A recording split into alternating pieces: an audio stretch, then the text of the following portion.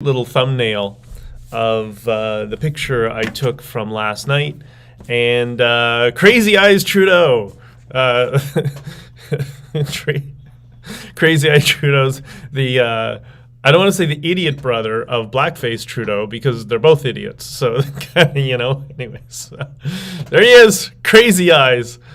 Guy's such a psychopath. But anyways, all right, let me you get him. For those of you who are on Instagram, I'm just playing with the feed on YouTube, and Crazy Eyes Trudeau would be Sasha Trudeau, who I think's probably a psychopath, but that's just me. Okay, let's get him out of there, and you can all see the picture from last night, which I'll explain a little bit of context. But first, good morning. Good morning to all of you, and I hope all of you have been having an amazing weekend and a positive weekend. I know I did. Last night I was trying to get to sleep at a reasonable hour of 12:30 at night, which for me is quite late, and I ended up being, I don't want to say dragged, but I just went into a space for a couple of minutes with James and Jennifer, and it was amazing. And their usual spaces have been going on since the Freedom Convoy.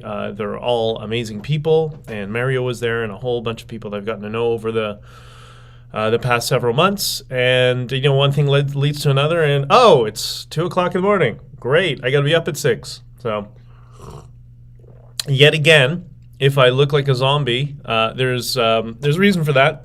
So thank you, and I hope you have your coffee, and hopefully you have a mug that's in the spirit of, unfortunately it's reversed on, I guess on Locals and on Instagram. I think it's reversed, at least it is for me, and but on the main feeds it should be okay, and that's our Prime Minister, Blackface Diversity Rainbow Trudeau right there, and whoever designed that graphic, because I grabbed it off the net, somebody sent it to me. Whoever designed that is my hero, and thank you. You are the absolute best. Sorry, sometimes I've been having so many headaches. I gotta turn the light on here. I've been having so many headaches over the past day or so. I don't know why. I don't usually have headaches, but I think it's just because so much time in front of the screen, which is what these glasses are supposed to help with, and they seem to be doing that. So I apologize if I look like a nerd or a spy from the 1960s, but it is what it is. So good morning to all of you, and I'm glad you're all here.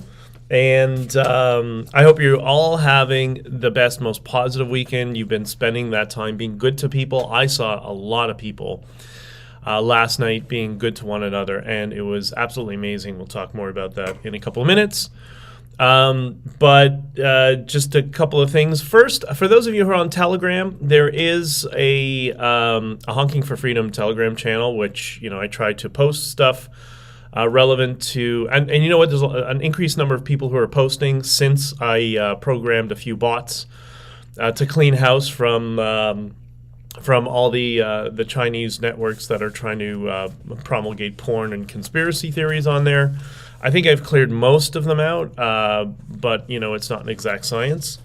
So Honking For Freedom is the Telegram channel, and there is also a Honking For Freedom Rumble. Some people have asked me about that because they're not fans of YouTube. Neither am I, so I completely understand.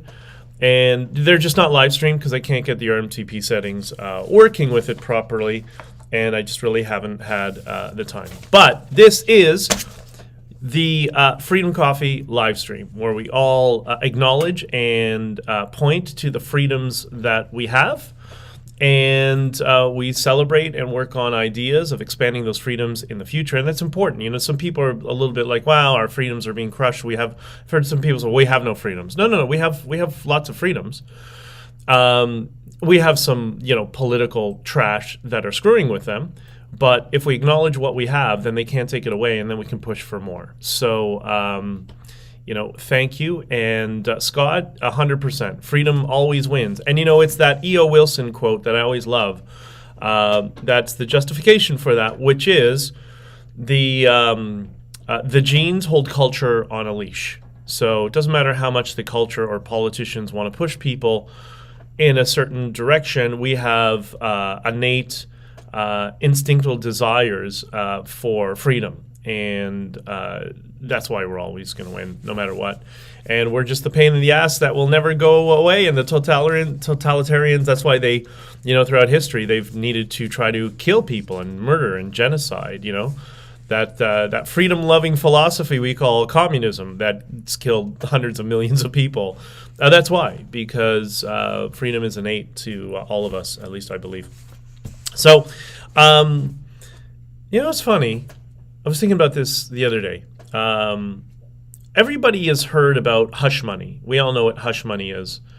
There's a lot of hush money in politics and in business and politics.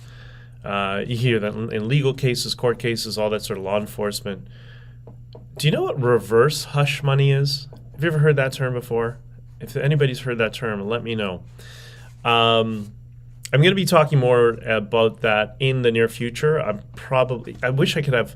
I'm trying to figure out how to get a whiteboard here in my little space and make it work, and contemplating, since I can't run for another year, what I do with that treadmill, because I used to run on it every weekend, and maybe that should become the whiteboard or whatever. But I'll figure it out. But just put that in the back of your head. Hush money versus reverse hush money. Getting some feedback on locals, anyone else, or just me? I don't know. I'm not sure. Hopefully it'll tap, tap, tap, go away. I don't know. If I unplug it, then you're going to lose the mic, and then it doesn't reset properly. So I don't know. Let's hope it clears up, and let's give it a couple of minutes. And Kiss Chunky, let me know if it clears up, and we'll go from there. Okay. Oh, and for the people who complained that my bookshelf is empty behind me, if you're on Locals, you can see it. If you're on YouTube, you probably can't. I'll start. You know what? I figured. You know what? I threw out, not threw out, but I gave away a lot of my books, most of my books, several years ago when I went fully like minimalist. But I kept a few of them, so I figured, okay, I'll throw some of those books up there and some little trinkets that hopefully that'll make people happy. So anyways, just a little thing. If you've ever heard that term, reverse hush money, because that may be important moving forward, going into the commission, into the Emergency Measures Act. So I hope you all had a positive weekend. I had an amazingly positive weekend, and with some amazing experiences, and one of them was last night. So yesterday I had a full day. Obviously right now I'm like in crunch time, trying to get the book together and do the event with the guys who are putting it together. And now I'm getting requests to do stuff in various other cities and trying to figure out how to make it all work. And so it's going to be a little bit craziness. And as a result, I haven't seen my folks in a couple weeks. So I figured, you know what, I'm going to take some time and I'm going to go see them. So I went up to see them. They live north of the city. And I noticed there was a couple of Iranian protests. And so I messaged a couple of friends who I've mentioned on this stream before, relevant to the Freedom Convoy, and I'll explain that in a second. And I said, yeah, if you guys what time are you going to be there? How long are you going to be there till? Whatever. And it was pretty big. So I said, okay, on my way back home, because I got a ton of work to do, I'll stop by and I'll say hello to everybody and all that sort of stuff. So I stopped by in Toronto. It's called Mel Lastman Square. It's it's a public square next to North York City Hall, or what was North York City Hall, and the big library. Many cities across Canada have exactly the same sort of setup. And lots of Iranian flags, lots of Canadian flags and Iranian flags. And these were not fans of Prime Minister Blackface, diversity, the most racist person to hold office in Canadian history. So what has happened, for those of you who don't know, I'll just give like the short version, details. I'm just going to give the 50,000 foot view. And if I get something slightly mistaken, forgive me for this. But this is relevant, important to what we're all dealing with especially on the issue of freedom. And David says, I'm a major pain in the ass to those deep state cabal lunatics. Freedom comes at a cost. You either fight for it or you lose it. Yeah, 100%. And God bless you, dude. Like I wish more people understood that value, that you have to be willing to stick your neck out and to make some sacrifices that you may not want to, that are not entirely comfortable, but you have to do that. And you don't have to do that every day, but there are times in history where people need to step up to the plate. And we're fortunate enough that we live in an age not of empires, but we live in an age of nation states. So the requirement on us it's not dictated by edict in the exact same way. You saw a little bit of that during Vietnam with the draft, but and World War II. So, but right now, the state that we live in, we're so blessed and fortunate that the people who actually fight in military, they have to volunteer, but the rest of us can, quote, fight or push back through civil disobedience, which is what the trucker convoy was, through advocacy and through reaching out to the right people who are in office, all that sort of stuff, because the democratization of communication has expanded so greatly, and that also we see media is no longer unidirectional, it's bidirectional, and that's why the fake news is collapsing and will ultimately collapse. We'll talk about all that stuff later. But anyways, so I was driving by and I saw my friends were there, and it was this massive sea of people, just thousands and thousands of people. And this is happening all over the world. All these protests around the Iranian Ayatollahs, this theocratic dictatorship of complete garbage is what they are. They killed. This happens frequently, but this girl was the straw that broke the camel's back. It seems the protests are for Masa Amini, who she had some strands of hair visible, hanging out of her hijab. And the religious police, something we don't have to contend with here because we're based on British common law. Because of that, she was beaten by the police, the religious police, and ultimately killed. So, you know what? I wonder if Blackface wished he had some religious police to enforce his progressive religious edict, right? Because, we know this whole progressive clown show is it's a modern religion, right? So they had this thing, and this poor girl was killed, and it's happened many times, and there's many other people who've been incarcerated for decades, just for illegally speaking up for people. Like, it's a mess. Iran, because of that regime has turned Iran into a shithole. That's what they've done to it. And the people have always been under the boot of this theocratic dictatorship. And now they've just, we're a couple of generations in, people have just had enough. And they're going to do, David, exactly what you said, is if you want freedom, you're going to have to fight for it, which is what they're doing right now. How long will this continue? Will it be successful? I don't know. I think there might be a chance. Let's hope, and wish them all the best and support them. And for my friends, I got a lot of friends especially in the Bitcoin community. They're very libertarian. They're very non-intervention. We got our own problems here, and we shouldn't intervene in other countries. And to a point, I agree. There's always wiggle room in negotiations on all sorts of things, but I understand that. And that's why our role here in the West should be to support them. Let them overthrow their own dictatorship, and we just have to do our best to get the message out so people know to support people who are fighting for freedom exactly the same way we did, right? And ultimately in Canada, we won, right? Mandates are dropped. ArriveCan is over. It's a bunch of legal nonsense that's going to go on for years that, okay, fine, we'll all have to deal with that.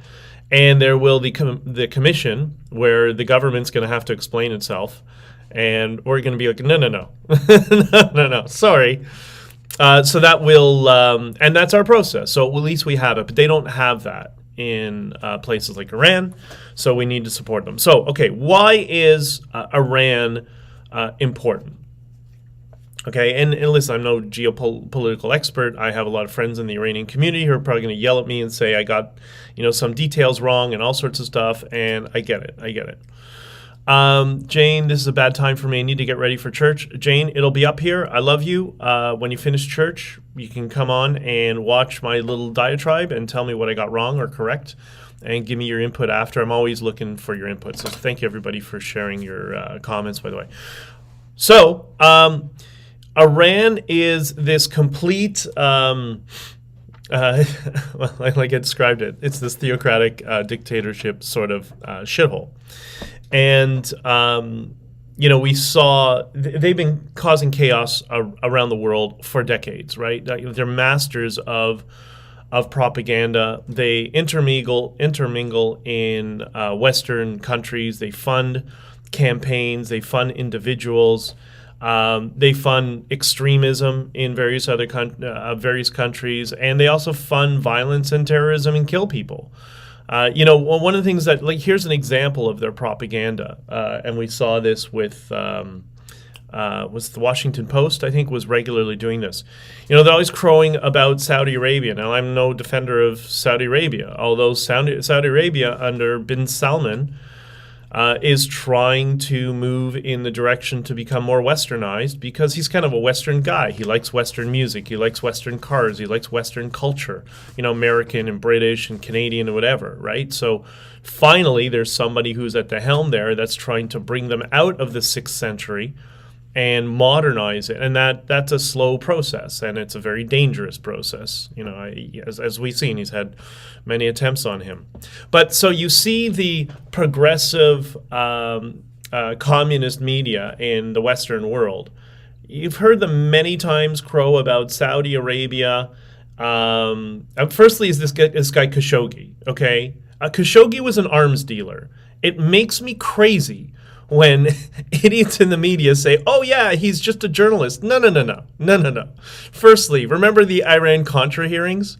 The key figure in the middle of it was Khashoggi. It was his uncle, okay? And that family is in international arms smuggling. They're known for that in Saudi Arabia. Kind of like, several mafia families in the U.S. in the 50s and 60s were known for mafia ties. It's kind of like, oh yeah, they're business people, right? That's what Khashoggi's family was in Saudi Arabia. Like, they're the world's biggest, well, one of the biggest, but one of the biggest international arms dealers around the world. And he turned on the Saudis. He was always, because he's not Saudi, I think he's Uzbeki, if I'm not mistaken. So he's always looked at as an outside because he's not an Arab. But he then turned on the Saudi regime, aligned himself with the Muslim Brotherhood. So guess what? They killed him. That's why. That's why they killed him. But nobody in the progressive communist media will be honest about it, right? They just like with all the other censorship and narratives we've seen, it's all narrative and it's all bullshit. It's all fake news. So the other thing that they do, and this is fueled by the Iranians, this end of the propaganda. How many of you heard about the war in Yemen, that the oppressive Saudi regime is engaged in this war and the Yemenis people are suffering?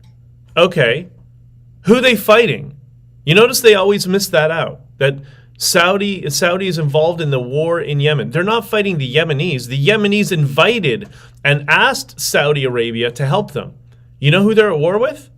Iran. It's Saudi versus Iran. They're fighting over territory, over control over the Middle East. That's why they want nuclear weapons, so they can point that gun at any country in the Middle East. We see it's commonly in, again, progressive media. They're always talking about Israel versus Iran. No, it's the rest of the Middle East versus Iran. That's why we have the Abraham Accords. That's why the Emirates and all these other countries and Bahrain, they all formed a peace treaty under the Trump campaign, the Trump administration, that nobody in the media wants to talk about. That's why, because Iran is run by a bunch of psychopaths. And thank God for those young people who are fighting for their freedom in Iran to overthrow this theocratic psychopath dictatorship. And we need to support them, because that will bring a lot of calm to. It doesn't mean we need to send soldiers, and that's no. Let them deal with their own issues. They'll take care of it. They'll deal with it. We just have to be the ones who are going to be supporting them on the sides, right? Read about the CIA history in the decades ago in Iran, legacy, ashes, a secret. Okay, so the problem is there's so much, this phenomenon of fake news. I'm not saying that is. I don't really know, because I can't cite what you're talking about, Jane. But there's so much nonsense. And, documentaries have been dominated by lefties, right? And so they continue. Like, this is not a new phenomenon. So I remember watching a number of these documentaries many years ago, maybe 10, 15 years ago. I had this bout when I lived in Miami. I was just obsessed with documentaries. I mean, I always watched documentaries, but I just did a deep, because I got sick of fake news and all that sort of stuff. And so much of it is narrative journalism, just in long form, is all it was. And there's so much, there's always like a 20% truth and then 80% narrative. So it's kind of frustrating.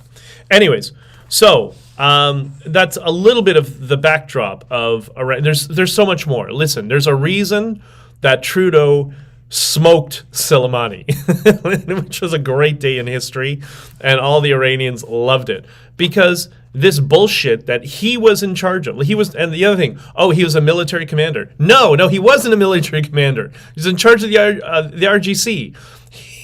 He was essentially a paid terrorist by the state. He was not in the military. But CNN every time, it's so frustrating. Anyways. So he was causing a lot of this chaos around the world, and that's one of the reasons that, there's many reasons, one of the reasons that Trump smoked it. What about Libya and the psychopaths running Saudi Arabia? I know you're not trying to do the whataboutism, but Libya right now is controlled by ISIS. So thank you, Hillary Clinton. Not that I was any fan of Gaddafi. They all suck. And the psychopaths running Saudi Arabia, that's what I mentioned, maybe just came in after, is bin Salman, who is young. He's very Western. I believe he's Western educated. He's just a regular Saudi dude who, I would deal with on campus in Canada, who just loves cars, likes Western culture, likes Western movie. He's just a Westernized guy who was next to run up, and he's in a difficult position where he claims that he wants to modernize Saudi Arabia and bring it out of the 6th century. And he seems to be doing that. There's now regular flights between various countries since the Abraham Accords, from Saudi Arabia, for example, to Israel, which you never would have even dreamed of in the past. Mecca used to be banned from anybody who's not Muslim. Anybody. You're treated as, the dhimmi, the second-class citizen. Well, he's now opened it up. I don't think during high holidays, which, okay, fine. You know what? At least it's progress. It's not perfect, but it's in the right direction. So they've opened that up to Western tourists, because at the end of the day, they want an economy. They want to have a betterment of their society, and they want to modernize it. And it's going to be very difficult, because there are a lot of people there who live in the 6th century who don't like him wanting to modernize Saudi Arabia. But, we got to support people like that as well, that are trying to better things. And remember, he made it, the big thing was women could drive. And, we're in the Western world, what kind of society is this? It's a little bit backwards, but at least they're going in the right direction. We got to encourage them to do so. So... the other thing I mentioned in the beginning, Jane, you can rewind, is that war in Yemen is Saudi versus Iran. It's not, and the Yemenis asked the Saudis for military assistance, which is part of the reason which is why Trudeau's in a pickle, because he's been giving ordnance to Saudi Arabia to fight his friends in Iran, which I'll explain in a second. So it's like always a complete clusterfuck. Well, no, Gaddafi's, no, you got to understand, Gaddafi's on the good side. No. Listen.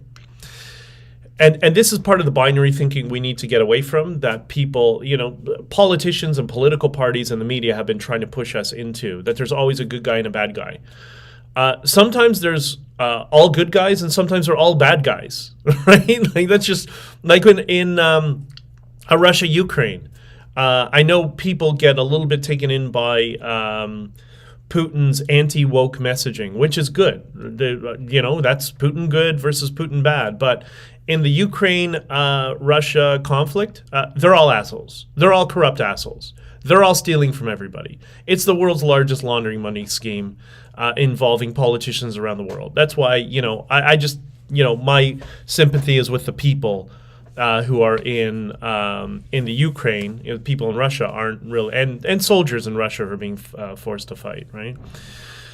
Women's rights have been abridged in the Middle East. Where is the Gloria Steinem and the feminists? Exactly. Like, I'm not saying there's not a cause for their initiatives, but it's not here. It's not in the Western world where we have equal opportunity under the law. It's over there. That's where, if they were really true to what they said and weren't just being used as a political tool to do Democrats versus Republicans, left versus right, conservatives versus liberals, which is all they are. They become political hacks. If they truly believed in what they promulgated around women's rights, they would be overseas right now with those people in Iran helping to fight for equality. I saw a lot of women last night with Iranian women need freedom.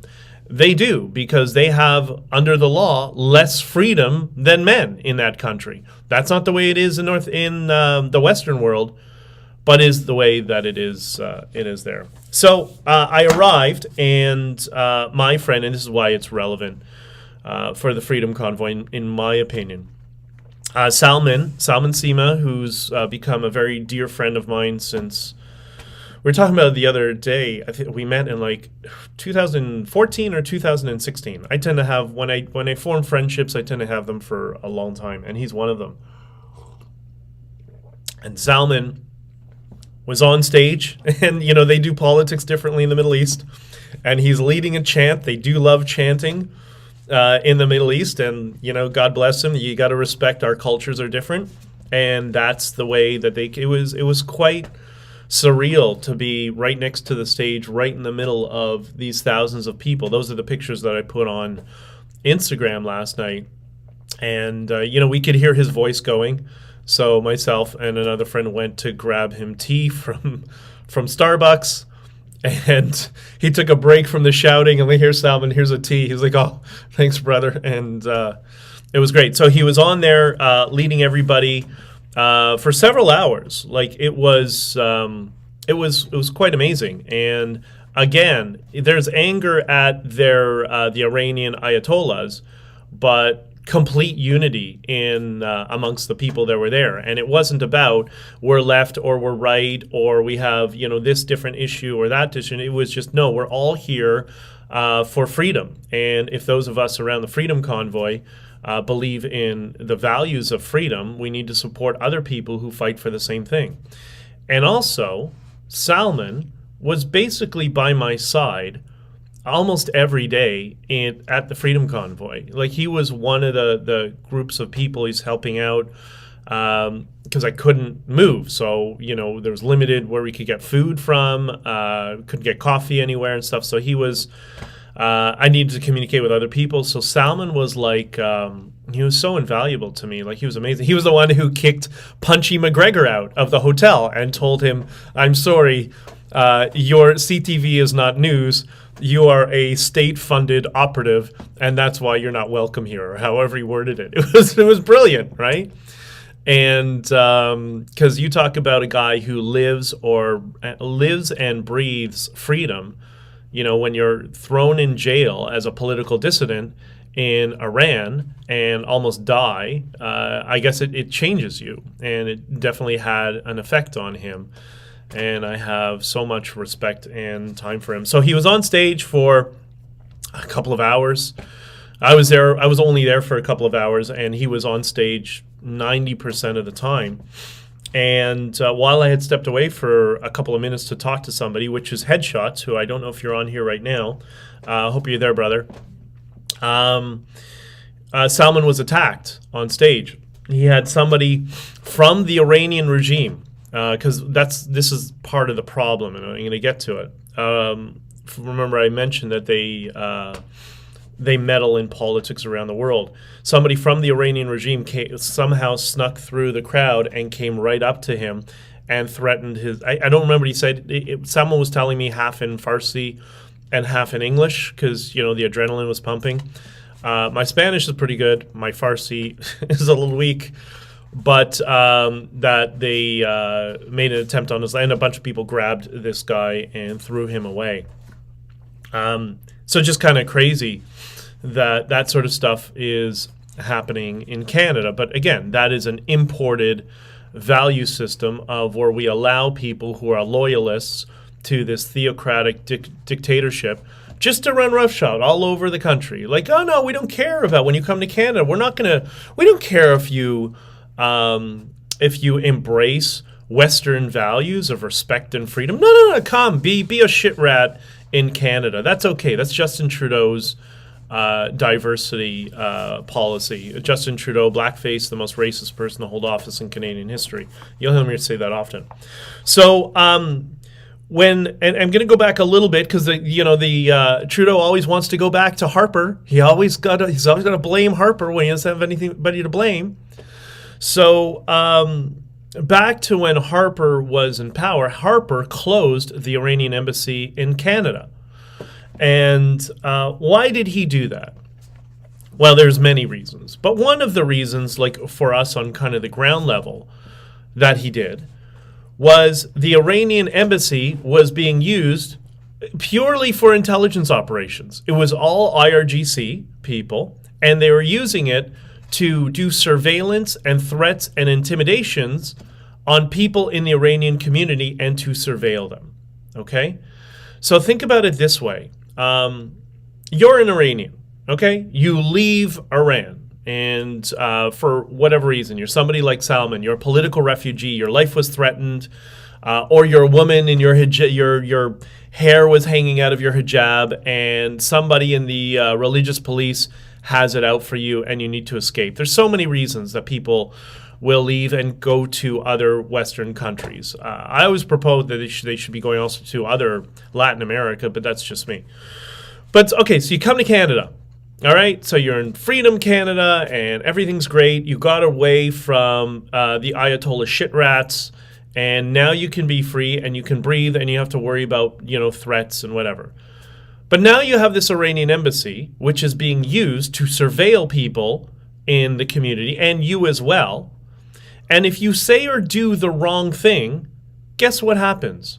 Your family in Iran gets targeted because you may have come here, but perhaps your family couldn't have gotten visas, or your parents couldn't get visas, or whatever it is.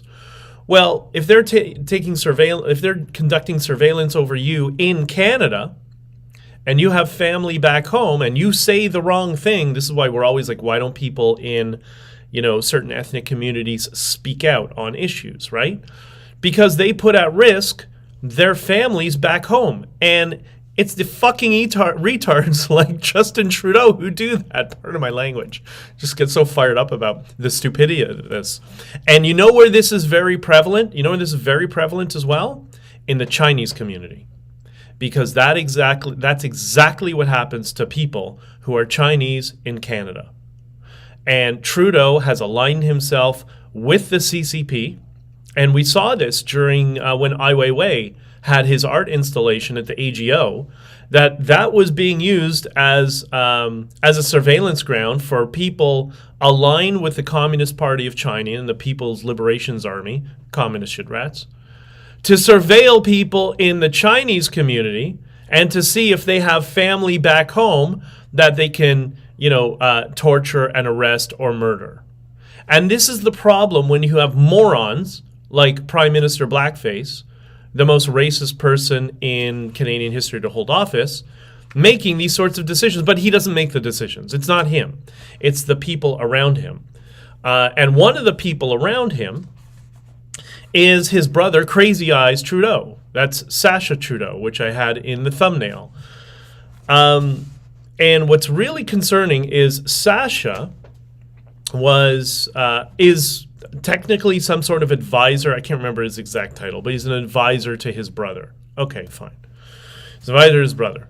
Great. The documentary filmmaker who used to make propaganda films for Press TV, which is the propaganda arm for the Iranian regime. So did you know that? Did you know there's a full international news outlet that is just propaganda for Iran, that tries to use behavioral economics and strategies of persuasion and marketing to turn people to become supportive of the regime in the Western world? That's specifically what their modus operandi is. So his brother, I know somebody that was on the K9 World Economic Forum. Yes, that's another issue, and tangentially similar. I know somebody who knew the Trudeaus when they were young. They had a cottage in the same neighborhood, and Sacha, little Sacha,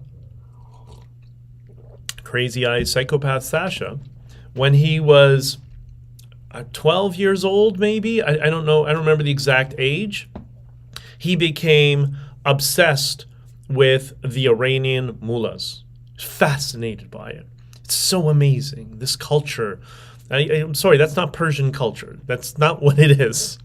But and of course, his father, or some say stepfather, but his father, Pierre Trudeau, was also buddy with Castro. Like, I don't know what's fucked up in that family, but they're all crazy. They're all nuts. The father's hanging out with Trudeau. The little kid is fascinated by the Iranian mullahs. Like, everybody's screwed in the head in that family. I don't know what the hell's wrong with them. And apparently the father, just kind of encouraged him. Well, you can learn about Iran and you can learn about their culture, and, they're transitioning to a new, going back to their heritage. Like, it's just crazy nonsense that runs in that family. Like, I think they're Canada's version of Deliverance. Have you seen the movie Deliverance? That's the Trudeau family. If somebody can do a meme of that, that would be absolutely amazing. They're just nuts. They're just nuts. So he was fascinated from a young age with the Iranian mullahs, and he is Trudeau's advisor. He's one of Trudeau's advisors. Like, what the hell? I think he looks like Castro. Yeah, no, I know.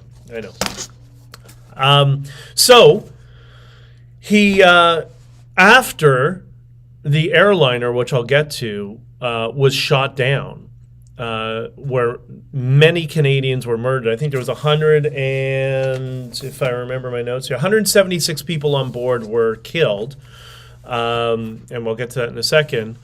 The Iranian mullahs, or people, from the Iranian regime, they call it, came to Canada, and Trudeau bowed down to them.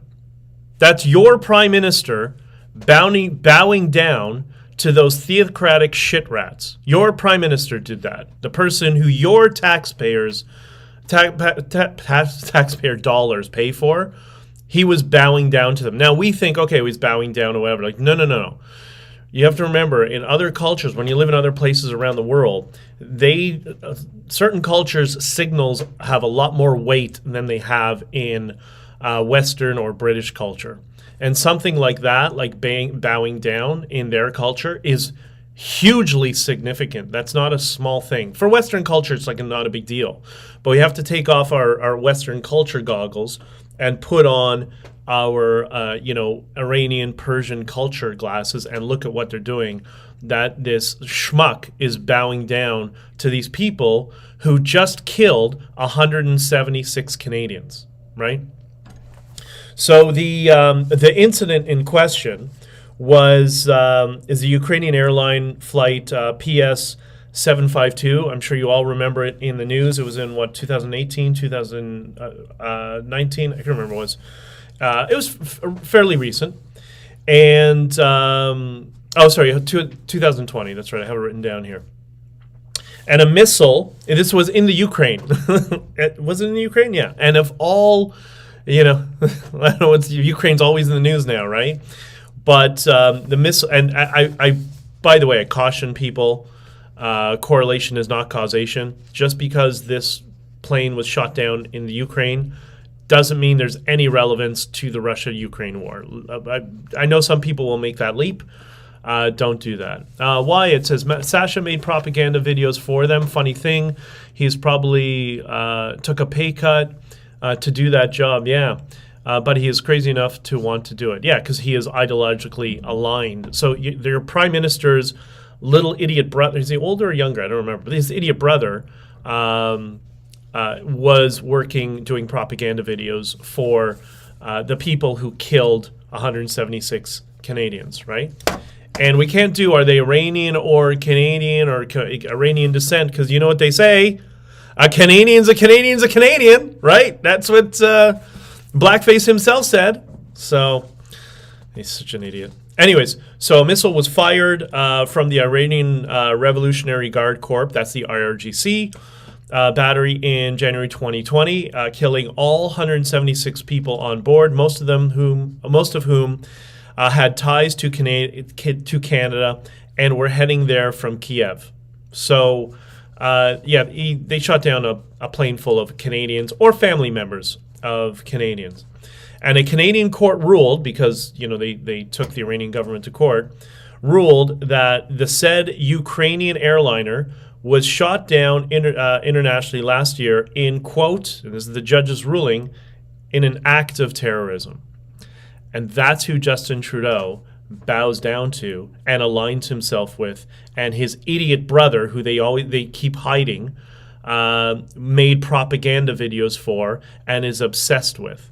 I get criticized sometimes. I'm obsessed with Latin America. I don't know if I'm obsessed, but I like that culture because I've lived there for so many years. But I do love it. Canada first, but you also got to you got to find interest. Well, he is apparently obsessed with the Iranian regime. So this Masha Amani, who was killed, that's the straw that broke the camel's back. There's so many incidences like this that have happened over the past, it's been 43 years. So this is not a new phenomenon. And what's really concerning is that the same strategy that the radical left are using in Canada is what gave them Iran. It's called the Red-Green Alliance. It's where the Islamists and the communists play off one another. It's not that they're working together, but they play off one another to subvert the society, overthrow it, call everybody racist, bigots, and they did that to the Shah. Oh, the Shah's a Nazi. Yeah, everybody's a Nazi. My friend yesterday was explaining to me that during that time they did the same thing to the Shah that they did to Trump. Oh, he's a Nazi, he's this, and racist, and blah, blah, blah. And there's a John Birch video I want to talk about at some point here that kind of outlines the origins, where this strategy comes from. But that's how they took over Iran, and that's what they're trying to do in the Western world with the help of organizations like the WF. The WF is the more corporatized version of it. That's what the corporations use to build their upward monopolies. But the ideological side behind it is the Red-Green Alliance. So it is what it is. Anyways, I hope that kind of explains it, but I think I don't think we should get involved militarily. But I think there's enough momentum in the Middle East. There's so many other Middle Eastern countries that I think that's what the Abraham Accords was. They're starting to unify despite all their differences. And, we always want to paint the Middle East as all one culture. No, there's many, much like Latin America, all those countries have different cultures. It's the same thing in the Middle East. So, for my libertarian friends, I'm with you. We got to step back and watch, but we do need to support morally. And maybe, if there's grassroots funding, people want to send Bitcoin to people who are on the ground in Iran fighting for their freedom, that sort of thing. Okay, I have 3 minutes. I have a meeting with John about the book, so I'm going to have to go in 3 minutes. Sorry, everybody. Just a couple of things. I hope that kind of squares the circle a little bit, and if there's any other questions, I don't want to get too much into geopolitics, but when it's relevant, and it's relevant to the values of freedom and what we fought for in Ottawa. And the other thing is Salman, God bless him. He was there when we were there on the 18th when all the crackdowns started. He was going back and forth out onto the street, coming back, and he was like a military general because he's been through so many of these crackdowns in Iran. And he said, "You're not going to believe it. They're doing exactly in Canada what they did to us in Iran." And he predicted. He said they're going to put police over there. He said to me, "Who's moved the trucks around?" And I'm like, well, that's a whole other story. We'll talk about that. He said, yeah, whoever moved the trucks around and condensed them into one area, that made it easier for the police to kettle them, right? And he was looking around. He was calling out the streets where they're going to come from, how they're going to block everybody in and stuff. And he did it. Trudeau and the police did it. So, but thank you for Salman. It was because of him we were able to get the word out to people a little bit earlier, and hopefully some people got out as a result and didn't get arrested. So for those people, they can thank Salman Sima for having their back and for helping to fight for freedom. Okay, a couple of comments, and then I got to run. So first, I wish I could go through all your comments here. Soros, the Color Revolution, WF Puppet. Yeah, Soros is a psychopath. I know a lot of Hungarian Jews, and they call him the monster. They think he's just crazy. It's not so much that he's evil. I think he's mentally ill. He's mentally scarred from when he was a kid, and I think he might be autistic. That's why he was so good with numbers and collapsing the Bank of England. So I think he's not quite there and mildly autistic, and you can kind of see it in his behavior. He's just not normal. And I just think he's gone through life untreated. And it's not that he's harbors. I think he thinks he's trying to do well for the world. And he thinks, oh, yeah, he's still living like it's the 1930s. Like, remember he said in that 60-minute interview that it was the most exhilarating time of his life? Like, that's not normal behavior. That's somebody who's emotionally shocked and scarred and doesn't know how to respond. I think that's what it was. But anyways, who cares? He's half dead. He's not doing anything, guys. Like, Soros is a vegetable at this point. He's 86 years old. You can't understand what he says unless it's 2 times speed. And you can tell, like Biden, he's not cognitively there at this point. It's just the people around him, I think, are just running grifts for money and trying to milk him for as much money as possible. And so I think the legacy of him won't be all that much longer. And these organizations that he built, they're just going to cause a little bit of chaos for a few years, but ultimately somebody's going to come along and steal all the money, and then there's going to be nothing left. So it is what it is. All right, so a couple of comments. Kim's Trippin. I love that name. Kim's Trippin. She says, I recommend that if you do decide to speak to the mainstream media or legacy media, because I floated that question, should I actually do one interview with somebody in the mainstream media ahead of the book launch? Because I'm already getting requests to speak in different cities, and things are going to get a little bit crazy with the book after the launch is out. And I will let you all know about the book launch. Follow Honking For Freedom .locals.com to be on the first list of tickets, or follow my Substack, BJdichter.substack.com, to be in the second tier to get tickets. I want everybody to have the opportunity to come, and you will. So Kim Trippin says, which personally I wouldn't, so she's suggesting I wouldn't engage in the legacy media, which I'm kind of leaning towards that, to be entirely honest. She says, have a recording device so you can have the original piece and can blast it when they try to edit it to suit their narrative. I get that. The problem is then it starts to take up my time, because then it becomes a click war of who can get more clicks, and can they get more clicks, or can I show that they're like, and that's just going to take time that I just won't have. But 100%, it is what it is, but I get it. So I'm still of two minds of this. And then Tao suggested, and I like Tao because Tao is, I don't know, Tao, can I call you like a centrist, center lefty? Like we have the same values of freedom. Like you're anti-gun, for example, right? And I value your input and, commenting. I disagree, but it's good that we're having this conversation. So I don't know, maybe lefty's not correct, not fair. But, we all have a range of different topics. But Tao has been amazing, and I thank you for everything you're contributing. And I always like hearing from the other side on issues, on specific issues. But Tao suggests, he said, Rex Murphy would be a good one to have an interview with. Yes, I don't know that Rex does interviews so much. I actually spoke to him during the convoy for 2 hours, I think. Jordan Peterson connected the two of us, and we got on the phone. Maybe it was an hour and a half, 2 hours, something like that. And I got to tell you, what a nice guy. Oh, my God. He was so nice and just chill and caring and supportive and nonpartisan. Didn't really care about, political parties. He cared about the truckers. He cared about the people that were on the street. And I promised him I'm going to do everything I can to keep everybody peaceful and safe. And he was amazing. It was one of those inspiring conversations that you'll never forget for the rest of your life.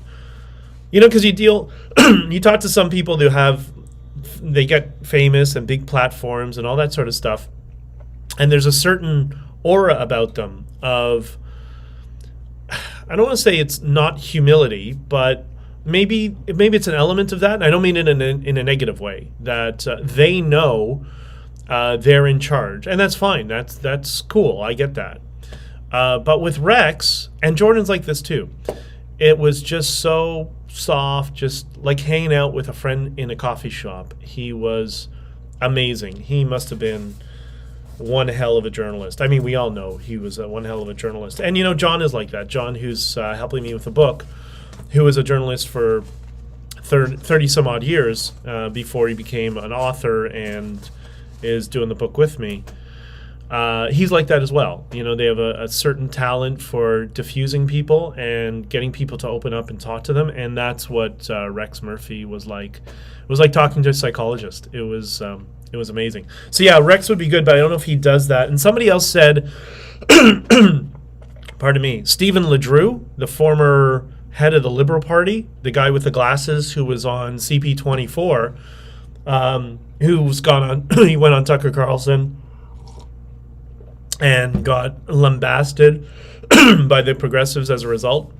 And I thought, what, that might be good too, because Stephen LeDrew, like, again, my goal with this is we can't keep speaking in the echo chamber. Like, we all agree, those of us who are on, let's say, the political right of the spectrum, if you will, or very, very fundamentally passionate about freedom.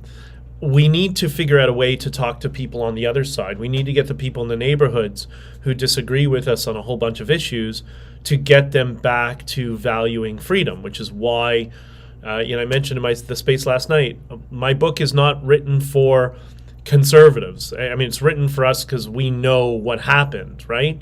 And there's a lot of additional information that nobody knows that you weren't privy to because I was dealing with the things directly, and I want you to understand what was going on and maybe why some of the decisions that were made. But I want this book to be for those of you who are conservative, center-right, libertarian, whatever it is, that you can take this book and you can give it to your aunt or uncle or cousin or mother or father or nephew or friend who's liberal, who you can never talk to politics about, and say, hey, read this book. Just do me one favor in life, read this book, because I think it'll change them. It will at least get people to start being aware that there's an other side, and another side that they would naturally embrace and support. So I will do my best. Okay, I can't go through all the comments, blah, blah, blah. Ukraine.